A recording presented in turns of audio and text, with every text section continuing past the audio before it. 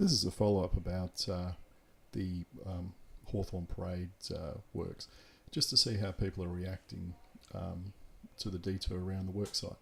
Well, what we can see here is those three people didn't cross the road. They were actually walking down the road, and what the council's done, or the work manager, they've shifted the fence right out to the curb, so people can no longer walk on the grass there.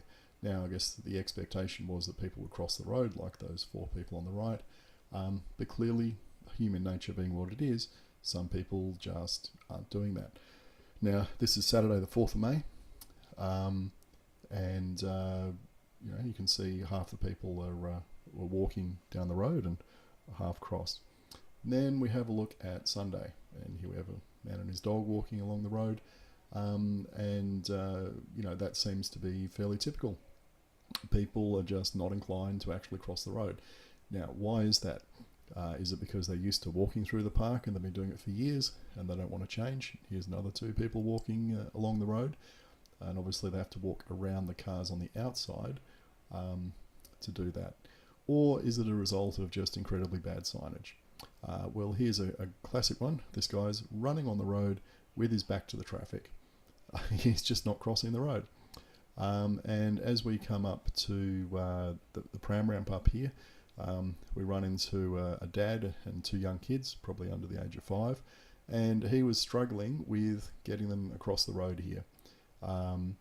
There's no temporary pedestrian crossing put in.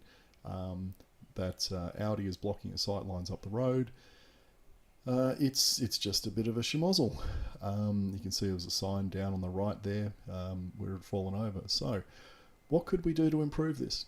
Well, the first thing we could do is, where these pram ramps are, is improve the sight lines by banning parking or stopping vehicles within 10 metres of the ramp, just like we do with intersections.